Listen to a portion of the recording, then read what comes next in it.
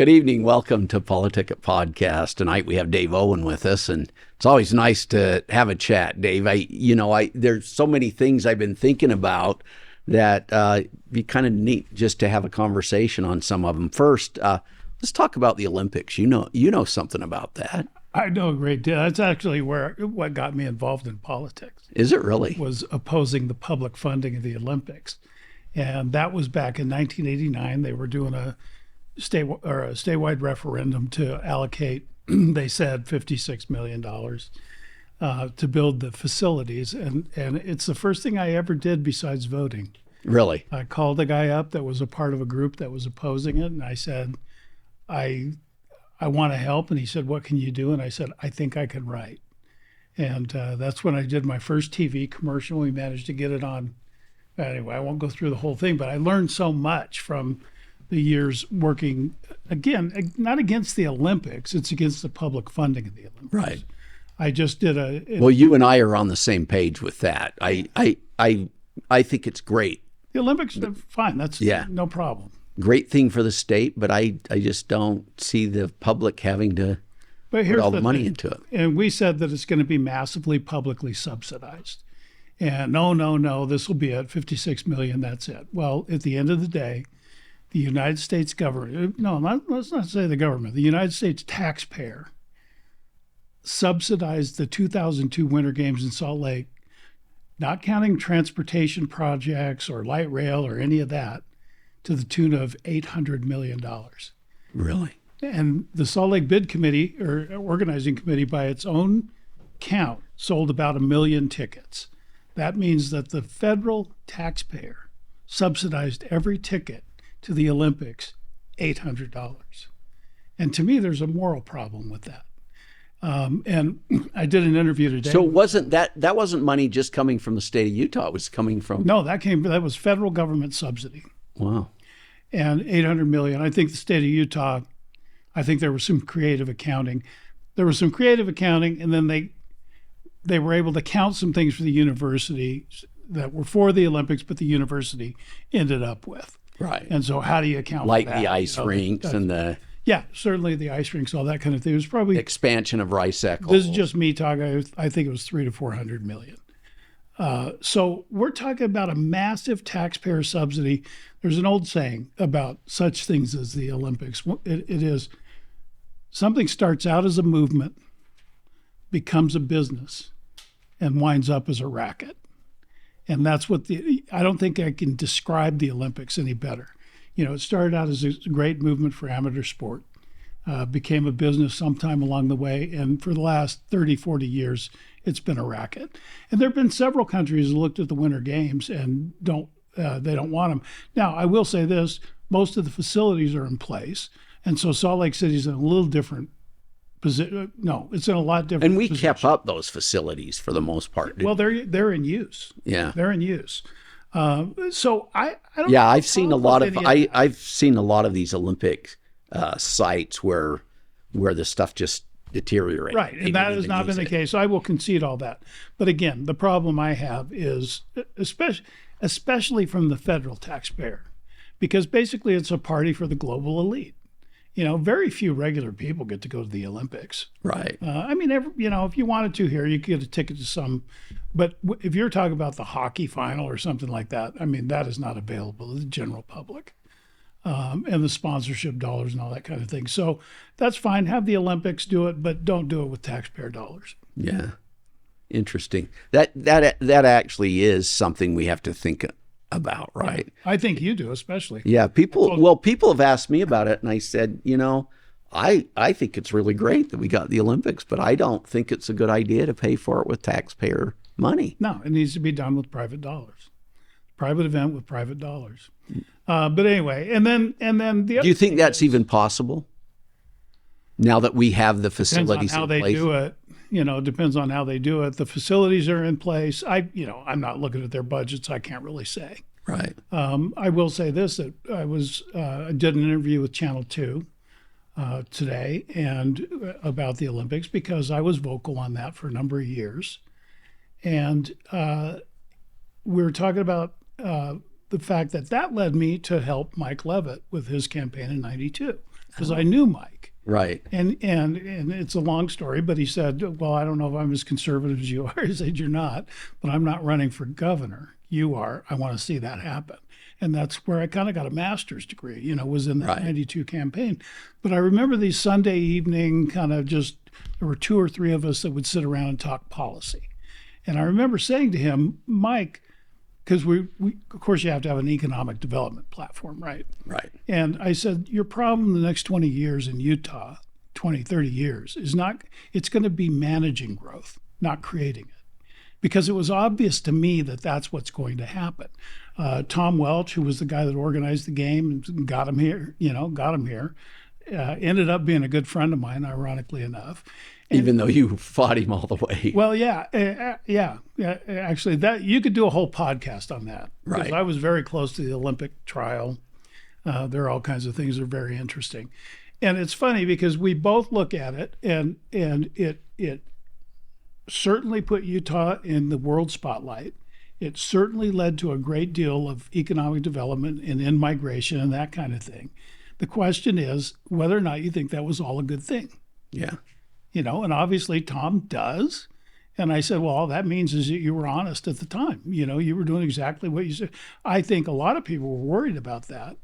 And if you look at our growth, I guess my point is Utah was going to grow no matter what. Right.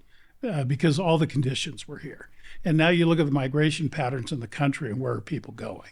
It's to the western, more open states. And so these growth issues are present in all the western states. Arizona, and Nevada, Colorado, I knew that was going to happen with Utah, and it has. And now we kind of got a tiger by the tail. Yeah. Anyway, we can move on from the Olympics. No, but what do you mean by that? We got a tiger by the tail. Well, the growth along. Okay, so we talked about the quarry project Right. I'm working Yeah. on for Right. another client. Okay, so Salt Lake City shuts them down with a zoning change. They announced that they want to do this quarry, and suddenly Parley's Canyon became forest and recreation. Right. Which there's no private access to recreation. There's nothing. Right. There's no bike trails. There's no access to anything. And so it was ironic. I saw the other day, somebody sent it to me. There's an RFP out from Salt Lake County. It's going to cost quite a bit of money for somebody to do a survey, a study on looking at the growth rates in the next 40 years in Salt Lake County. Where in the world are they going to be able to get essential construction materials? I'm not kidding you. I mean, they're going to put out this proposal and say, where are we going to get gravel and aggregate, and spend a bunch of money figuring that out. Meanwhile, they've shut down. At the same time, they're shutting down. At the same time that they've shut down this project, and Right. they're going to fight it in court for who knows how long. So, just a little bit ironic, but that illustrates the problems of growth. There's Right. good things about growth. There's bad things about growth. So my point is, what do you guys talk about every year in the session? A lot of those issues are related to growth. Right. Education, Water. healthcare, water, go on, electricity. We were just talking about power. Right. All those things are related to growth. And the more people you have, the more difficult they become. Well, does that mean we're going to shut the border? No, but it does mean we have a tiger by the tail. We're holding on. So let's kind of pivot a little bit. Let's talk about the races that are going on right now. Oh, next year will be They're started up. Yeah. Going to be a big year. What are you following? Well, the governor's race, for instance. Well, most of the public think that he's the only candidate, right? Sure, at this point, and that'll change with time. That I consider Phil Lyman a good friend, and I've Right. worked with him on that. I'm not formally engaged with the campaign, but I'd like to see him do well. And I will say this, there is an undercurrent of dissatisfaction with Spencer Cox. In my opinion, he's a weak governor. I think it's been a long time since we had a real leader in that governor's office. And what I say to people is, some years ago, I was sitting in a dinner with Foundation for Government Accountability, another client you know about, and Sam Brownback from Kansas was going to be the speaker. And one of my fellow consultants, for that client was his campaign manager. And he stood up to introduce him.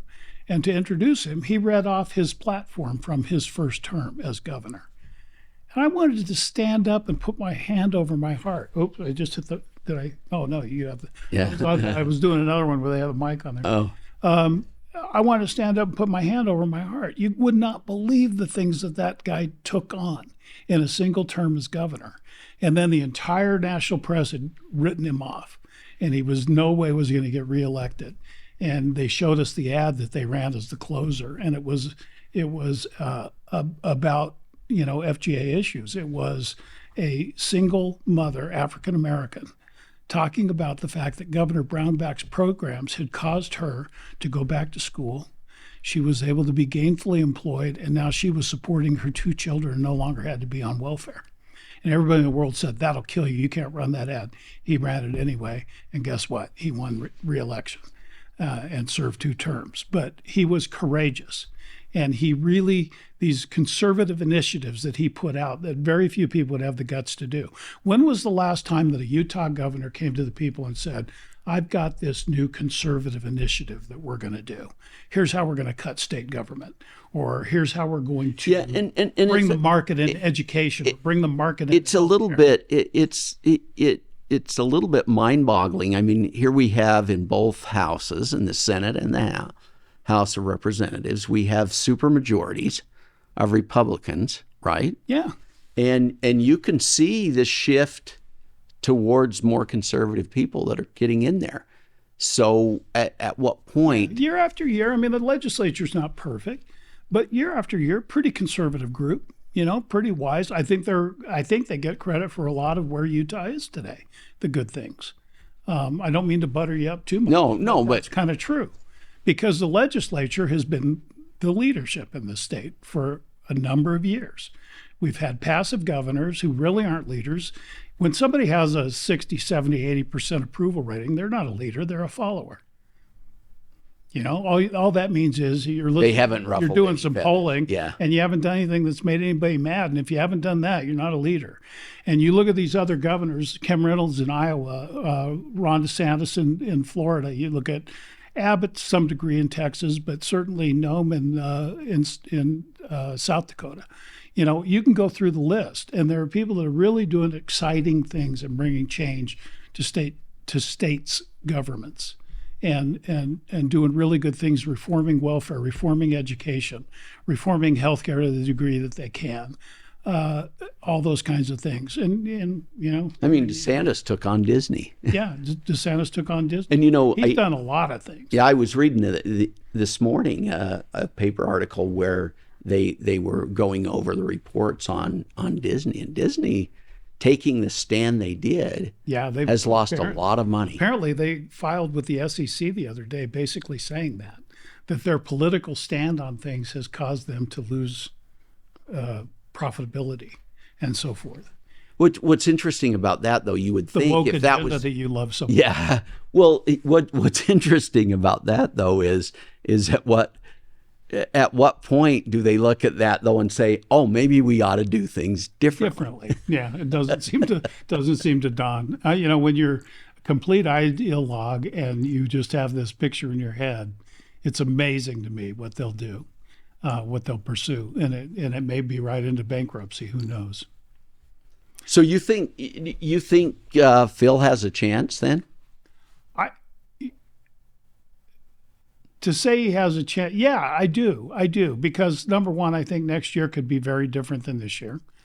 I think the economy may not be where it is right now.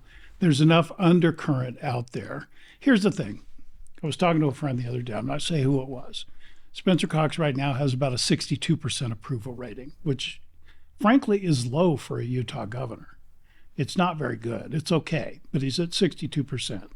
I said, if I had the money to go do some polling, and at the end of that polling, because I've been doing it for years, that's called a quantitative instrument. Right. It's just quantitative.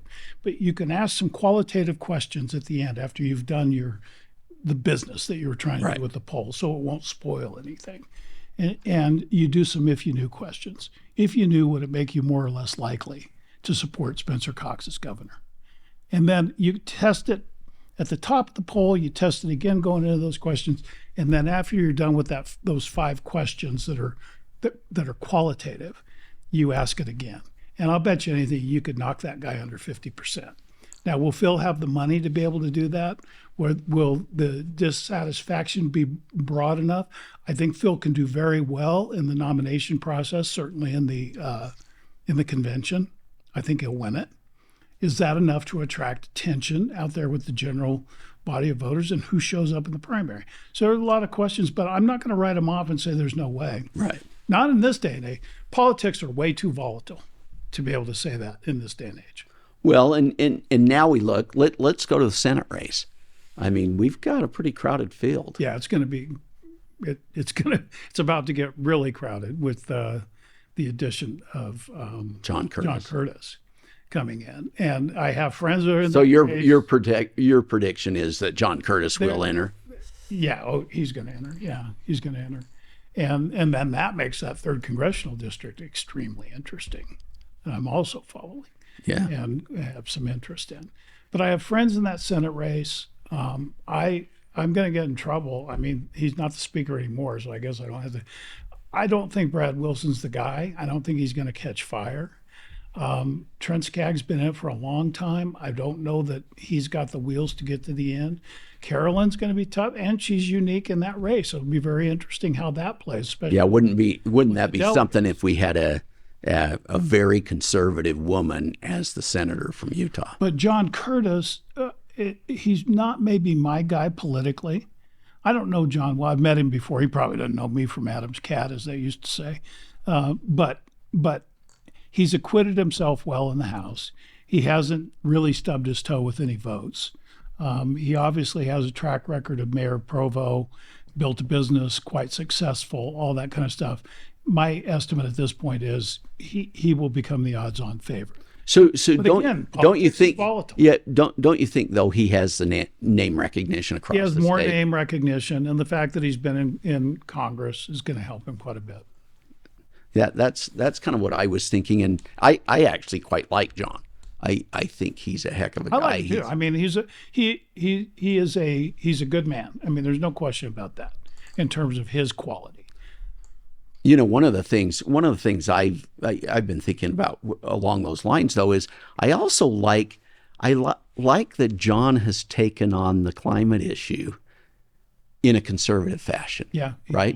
Because what's happened is we've basically turned that over. We cede that ground. Right, and it's kind of nice to see someone saying, "Hey, we want to save the planet, but economics." Makes sense. Yeah, well, and again, the policies that we have to make sense. That's another subject where we could do an entire podcast. Right. We have got to start knocking down this idea that there's a consensus on climate change. There is not. That's a lie. And kids in school today are being sold that, and they believe it. There's an entire generation that believes 93% of climate science. You do a little digging on that and how they derive that number, completely phony. 1,000% phony. And we'll start with this. What is a climate scientist? Yeah. Define that for me. What is a climate scientist? Yeah, what does it mean? Who went and got a PhD in climate? I'd like to know that. I mean, you have different specialties that apply, But well, and one of the things, though, in order to generate your statistics, you basically say the only people that are climate scientists are the ones that prescribe to this ideology. That's exactly right. What they did. I shared something on Facebook today. A guy I know pretty well won the Nobel Prize in economics, a guy named Vernon Smith. And I posted something that he wrote about an article that had come out in Nature. And I got all these people saying, well, that guy doesn't know anything. He's not a climate scientist. And I think he won the freaking Nobel Prize in economics, right? I think he knows. I think his brain works. He didn't right? deliver the pizza. He won the prize. Yeah. That's great. Yeah. Hey, let's take a break and we'll come back. Previously on PoliticIt. I've often wondered why, I look at the upcoming mayoral election here in Ogden, and I think to myself, okay, so let's call Ogden what it is. Let's call the city of Ogden what it is. It's a business. It ensures the future development, welfare of and growth, economic growth and viability of local businesses and citizens, and it built it. So let's call it a, $280 million business, right? Well, do we think of the people we're bringing in as mayor, do we think of that like hiring a CEO to be the most successful leader of a $280 million business?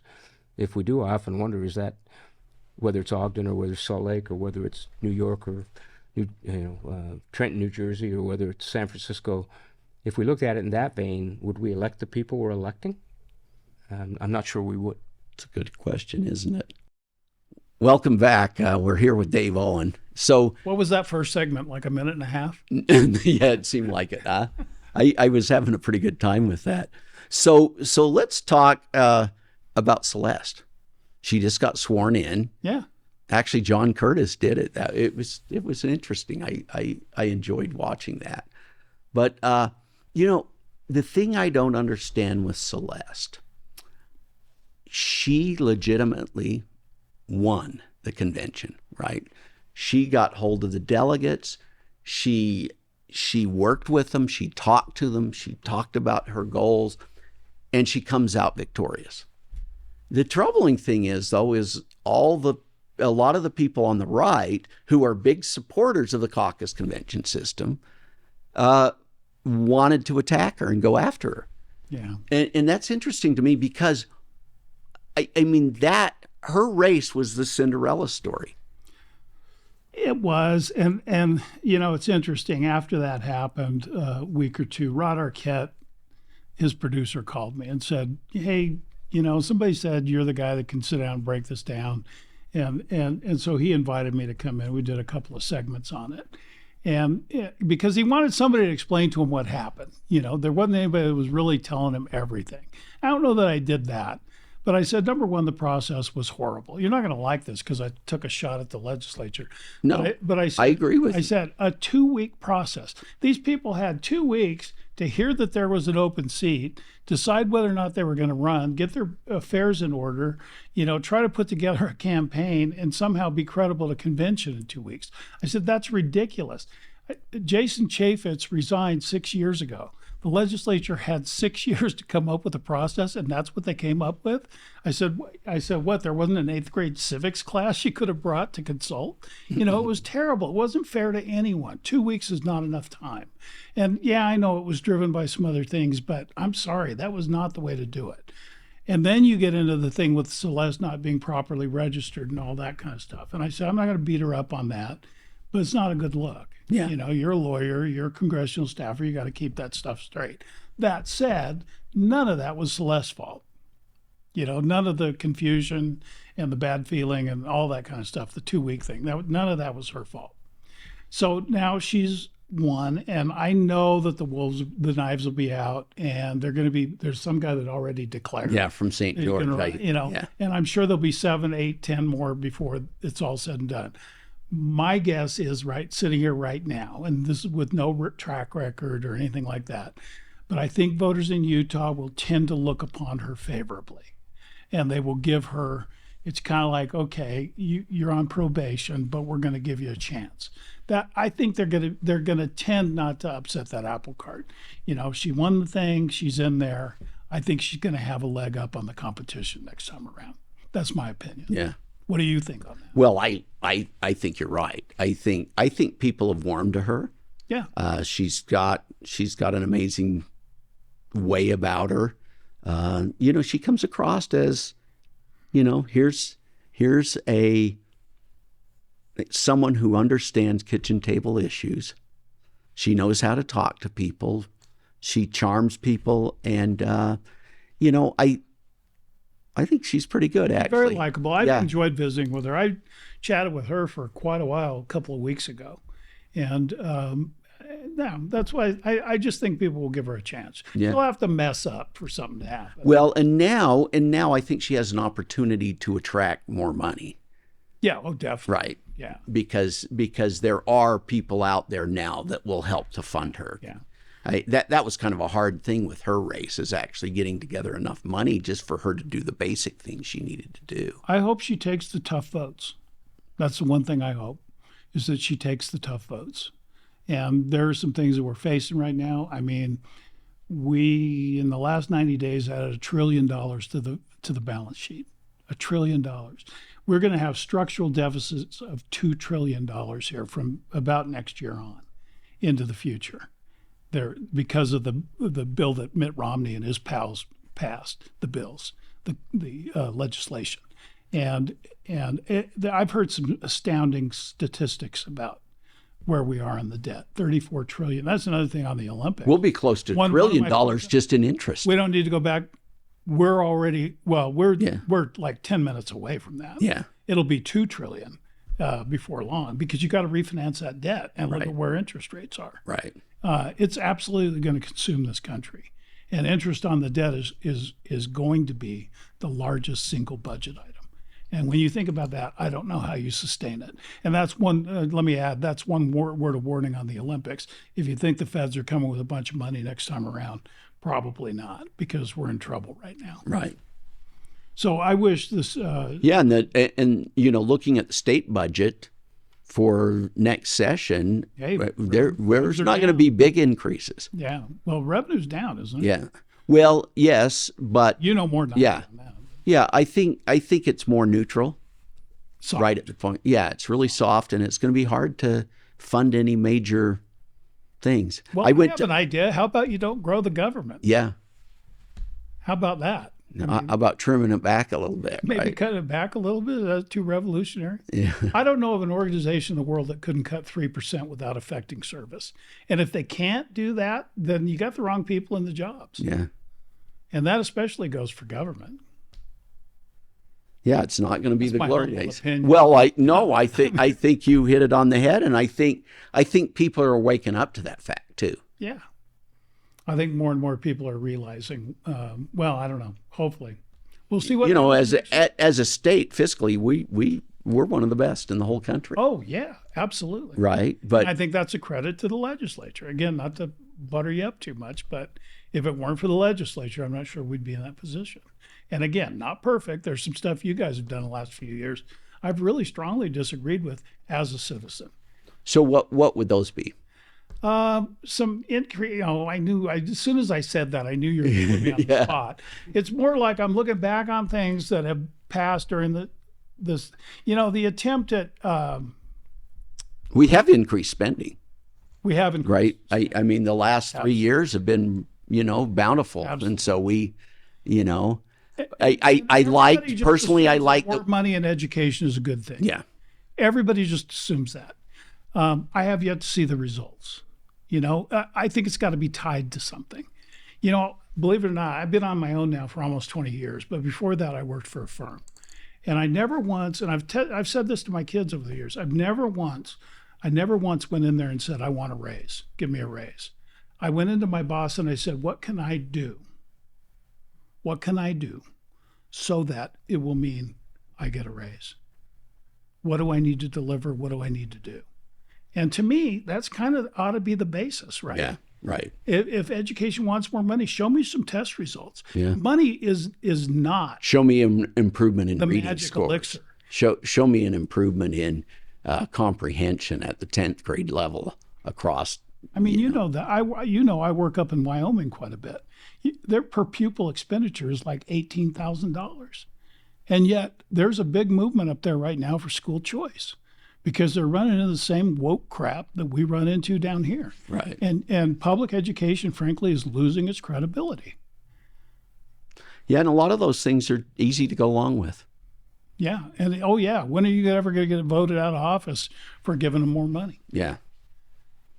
The other way around may happen. Yeah, but I educate themselves. I know personally, I just put a big check in my campaign account because I already know several groups are coming after me. Yeah. Right. Well, so I'm really glad I don't do any social media. Otherwise, they'd be looking to cancel me. Good luck. You can go try to find me somewhere, anywhere, but I'm not there. These are the kinds of things we have to look at. I think we have to take a good, hard look at everything we do. Okay, now if John Curtis gets in the race, now CD3, what's going to happen there? Mike Kennedy, good friend of mine, good friend of yours, he's going to jump in. And John Dougal may. I think John Dougal may. I've heard some others. Chris Herod could, it wouldn't be an election without Chris Herod. I've even heard Deidre, Lieutenant Governor, She ran for that ran position for that before. once. So I expect it to be a crowded field. At least right now, I end up talking to a lot of people when they're running for office. The bad thing about Mike Kennedy is I love him in the Senate. You don't know, is it? Yeah, Right. no. Yeah, that is a problem. But I think he's waited his turn. He went through. I mean, he beat Mitt Romney at the convention. I told him that his theme song for his campaign needs to be The Who, "We Won't Be Fooled Again," because I wonder how many good Republicans wish they could have a do-over on that 2016 vote. Yeah. Or whenever it was. Yeah, I honestly, based on, working with Mike and stuff, I haven't met a finer individual. No, he's one of the true good guys up there. Absolutely. Yeah. And he's overqualified for the job, let's face it. But then you probably are too. Well, I think we have a lot of really good people. We do. And we're getting more. Yeah, we do. People that will actually stand for something. I like that. Yeah. Even though they're, they make it in the news a lot, right? But it's nice to see people Got to have a that thick stand up. skin. You got to get a helmet if you need it. So, okay, let's talk about ranked choice voting. I talked to you a little bit about that You're before. misnaming it. It's rigged choice voting. Rigged choice voting. That is a trick by Democrats designed to elect Democrats, and that it takes a long time to explain that. But you're a math guy, right? Right. Okay, so I'm sitting in a committee hearing last year because we were trying to kill the pilot program. Uh-huh. And we were in committee and we got knocked down because there were some members who said, no, it's a pilot program. We can let it sunset. It'll go away. And right now that's the plan. But I'm sitting there in this committee hearing and they bring in dueling math experts. I mean, these are really highly qualified PhD level mathematicians. And they're sitting debating and they can't agree. And I'm just in the back. I'm not a math guy. I'm just kind of an intuitive dirtball, right? But you're saying, hey, if this is so easy, why can't they agree? Bring in math experts, and the math experts you bring in can't agree on math, then you got a problem. You're going the wrong direction. And right now, my stand. I'd go back to paper ballots, one-day voting, management by exception. Of course, there are people that need an absentee ballot. Right. But for the most part, I think we've lost something as a society. We've lost something as a community and a culture by not having election day. And well, and that's a critique that what I don't understand is when we were doing paper ballots, you pretty much knew who won the night of the election. There's no excuse for not. Right. And now we've got ballots that are mailed in that they open up and run through machines. They've turned counting votes into 3-card Monte. It feels like a game of chance. And they had rigged choice voting in Salt Lake City, which is where I live, and not there was anybody on that ballot I would want to vote for. But I actually turned my ballot in because I do believe that's a civic obligation. But I put a note in there basically saying I will not participate in rigged choice voting. Because your ballot will not be counted unless you vote for people that you don't want to vote for, even if there was one on there that I wanted to vote for. But there was only one. I have to vote for everybody or my ballot goes in the right. And the question is, the person that you put last is probably someone that you would never vote for. Exactly. But yet you just cast a ballot for them. I think it's, I don't know. I'd have to look at it from a constitutional perspective, but it feels very compulsory. And you cannot compel me to vote for someone, not even as fourth choice. So I want to see it all go away. And at least right now, I don't believe there's any appetite to extend that pilot program. I think it'll be ending. It'll sunset. I think, does it even extend into next year? Well, there aren't any muni elections. So right. I think it's gone. I'm not sure. Well, unless some committee puts it back on, right? I don't think so. You'll have to be wide awake. Vigilant. We will be vigilant. Yeah. So tell me about this national organization that you're working with. Which one? The Foundation for Government Accountability. Yeah. We covered that once. I don't know if you remember. Oh yeah, I We had a remember good that. conversation about Yeah. you might call it a think tank, but it's not a. I like to call it a do tank because what they do is we meet with a lot of legislators, have very close relationships, and when they see a need, or sometimes we'll see a bill that they ran in Tennessee that's particularly effective, does some real reform that we'd really like to see, and so we take it, create model legislation, and then we come to you at meetings or whatever and say, Senator, we've got this, this is what they did in Tennessee. They're looking at it in Arkansas. They've got it under consideration in Iowa. What do you think? And you go, oh, I think that's a great idea. Yeah, I'll sponsor that.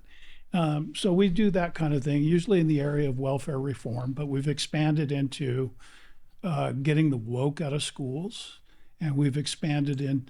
We do a lot. I saw a lot of really good things you guys have done in that area. And we are definitely very strongly. We're very strongly committed to election integrity, and we are very much against ranked choice voting. Oh, interesting. So we've run legislation right now. I think FJ is active in 32 or 33 states. So there's no point in being in California, right?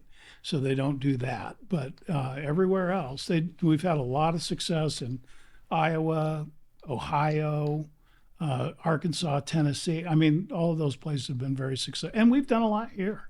And it's had a huge influence in Wyoming. So let me, just in closing, we're running out of time, but I want to pick your brain for a second, okay? So let's go back to the Senate race, okay? So you're Brad Wilson. What do you do? I haven't even thought about it from that perspective. I mean, I think what can you do? You just got to go raise money and get your name ID up. Here's one of the problems. I don't mean mean to Brad, but I've watched it for many, many years. Every Speaker of the House thinks they're famous. And the reality is they're not. Well, and that's where the idea with John Curtis of probably having a lot more, he's been on TV more times. If you want to get depressed, go do a poll and ask people who their House representative is. If it's 10% who can name it, I would be stunned. Yeah. And the Speaker of the House is a big deal within a very small sphere, right? And that's people who are so his strategy needs to be money and get out, getting that name out there, right? Yeah. And letting people know. John Curtis, what does he do?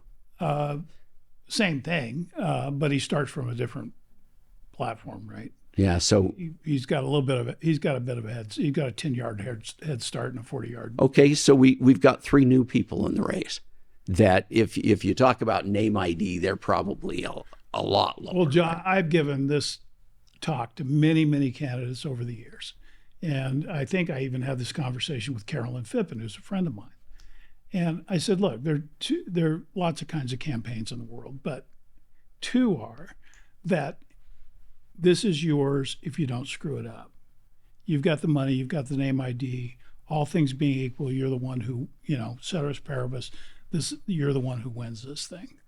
And that's probably in this race, probably John Curtis. No, there isn't one in this race. Okay. I mean, he might edge toward that, but he's not there. I wouldn't put him there.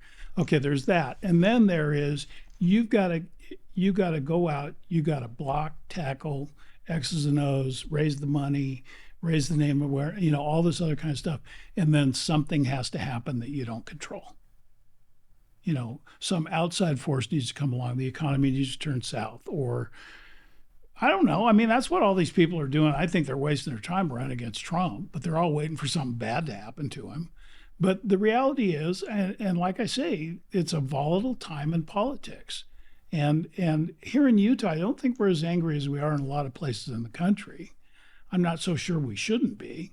But it's still a volatile time. And so a lot can happen. We're talking about a year away, and that's eons in political life. So Brad probably would have been the odds-on guy, but now with John getting in, I think it shifts to him. And the others are going to have to play from behind, but that doesn't mean they can't win. It doesn't mean they can't influence the race. So It's one of those wait and see Yeah. things. Wouldn't be any fun if you knew the winner right now. Right. Yeah, that's true. So one last thing. What'd you think of the Gavin Newsom? I didn't think. Oh, you did? Oh, okay. I didn't think. I thought, what an interesting strategy on the part of the DeSantis campaign, right? Yeah, yeah. I can see why he would do it. And Newsom, I was listening to Joe Rogan the other day talking about Biden and the Democrats and the fact that they're stuck. At this point, they are stuck. They have nowhere to go and no cards to play. And that's the reason they're prosecuting Trump. I mean, that's what they've got. They don't have anything else because they can sit and try to pitch Bidenomics all they want, but people are not that. You notice that's been on TV a lot Sometimes lately. people could be they're stupid. talking about the great. Not that stupid. In fact, there was an article in one of the British newspapers about how great Bidenomics was, and I just thought, how in the world did that happen? Yeah, Right? the people ain't buying it, and they're not going to start. I mean, I don't have to tell you this. You're a real economist. I mean, I got a bachelor's in economics, but I don't consider myself an economist. But I know enough that I think if you net out the government spending right now, you're at about, 3 or 4% negative growth. Yeah. If it weren't for the government spending. So the Keynesians are all happy, but they overshot the mark. Yeah. And the only reason we're seeing positive growth, the only reason we're seeing a positive stock market, which is really just a casino, let's face it. That thing's manipulated and it's a big craps table. And if it weren't for that horrible government spending, when I was getting my degree, I had one non-liberal professor at the University of Utah, and he got his PhD under Friedman. Oh, wow. And his monetarists. And I can remember him saying the time will come when they will monetize the debt. They won't be able to pay it. There's no way in the world. And this is when we had $500 billion in debt. And he's saying they will never be able to pay it. There won't be the political will. There's no way you can. At some point, they will monetize it. Well, what does that mean? That means you go buy a bag of groceries with 3 bags of cash. Right.